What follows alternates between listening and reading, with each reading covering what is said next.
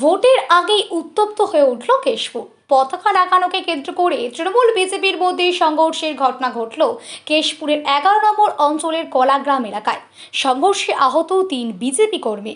বিজেপিদের অভিযোগ, তারা তাদের দলীয় পতাকা যখন লাগাচ্ছিল তখন তৃণমূল আশ্রিত দুষ্কৃতীরা সেই পতাকা খুলে ফেলে দেয়। এই নিয়ে দুই পক্ষের মধ্যেই বচসা থেকে শুরু হয় হাতাহাতি থেকে সংঘর্ষ। লাঠি রড দিয়ে তাদের কর্মী সমর্থকদের বেধড়ক মারধর করা হয়। তাদের 3 জন কর্মী আহত বলে অভিযোগ বিজেপির। আহতদের মধ্যে অনুপ দলুই নামে একজনের কান কেটে দেওয়া হয়েছে, এমনটাই অভিযোগ করেছে বিজেপি। তাকে গুরুতর আহত অবস্থায় ভর্তি করা হয়েছে মেদিনীপুর মেডিকেল কলেজ হাসপাতালে। ঘটনার খবর পেয়ে উপস্থিত ছিলেন কেশপুরের বিজেপি নেতা তথা ঘাটাল সাংগঠনিক জেলা সহসভাপতি তন্ময় ঘোষ। তিনি বলেন, আমরা 5 জন মিলে পতাকা বাঁধতে গিয়েছিলাম এলাকায়। হঠাৎ করে 10-12 জন তৃণমূল দুষ্কৃতী এসে লাঠি রড দিয়ে এলোপাথারি মারধর শুরু করে। তৃণমূল চাইছে এলাকায় তৃণমূল ছাড়া আর কেউ থাকবে না। এটাই হচ্ছে মূল উদ্দেশ্য। গণতন্ত্রকে ধূলিসাৎ করতে চাইছে তারা। চাইছে তৃণমূল ছাড়া কেশপুরে কোনো বিরোধী দল থাকবে না। আমরা চাইছি যারা গণতন্ত্রকে ধ্বংস করতে চায় সেই সমস্ত দুষ্কৃতিকারীদেরকে যেন শাস্তি দেয়। ওরা চাইছে লোকসভা ভোটে যেমন একতরফা সন্ত্রাস করে ছাপ্পা মেরে ভোট করেছিল, এবারও সেইভাবেই ভোট করবে। প্রার্থী নিজেও উস্কানিমূলক কথা বলেছেন। তার বক্তব্য, 4 তারিখের পর তন্ময় ঘোষকে দেখে নেবে বলে তৃণমূলের প্রার্থী শিউলি ঘোষ হুঁশিয়ারি দিয়ে রেখেছেন। এই ঘটনাকে ঘিরে যথেষ্ট উত্তেজনা রয়েছে কেশপুরের কলাগ্রাম এলাকায়। ওই এলাকায় বাড়ানো হয়েছে পুলিশের টহলদারি, রয়েছে কেন্দ্রীয় বাহিনী। তবে এই ঘটনার সম্পর্কে রাত পর্যন্ত কোনো তৃণমূল নেতার প্রতিক্রিয়া পাওয়া যায়নি। আমি কলাগ্রাম গিয়েছিলাম, ওইখানে এক বন্ধুর বাড়িতে নিমন্ত্রণ ছিল। তারপর থেকে ওইখানে পতাকা টতাকা বাঁধা হচ্ছিল, ওইখানে আমি দূরে দাঁড়িয়েছিলাম। ওরা কোনো কথা না শুনে এসে দেখলাম প্রথমেই আমাকে মারতে চালু করে দিল। ওই তৃণমূল। তারপরে ওরা 10-12 জন মিলে এসে আমাকে মারে।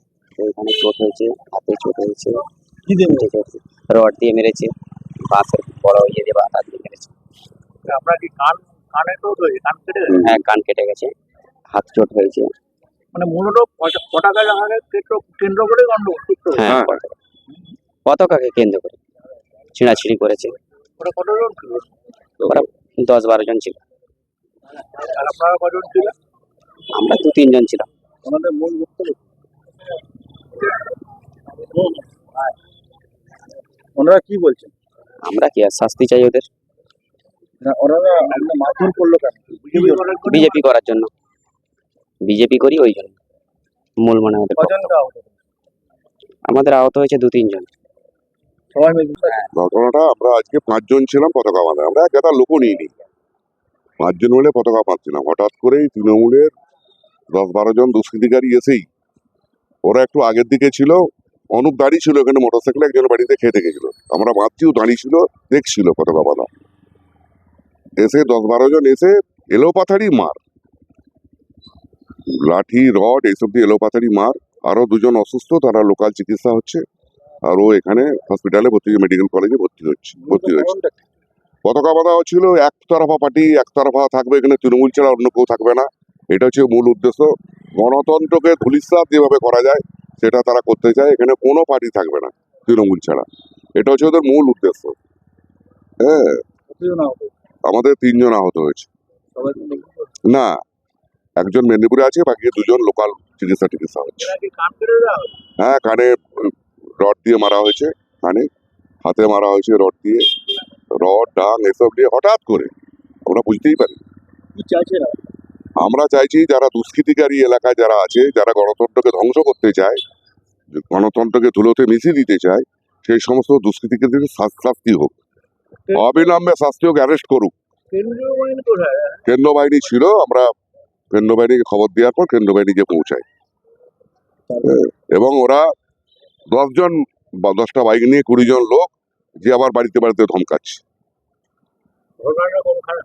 ঘটনা হচ্ছে কেশপুরের 11 নম্বর অঞ্চলে কলাগ্রাম গ্রামে।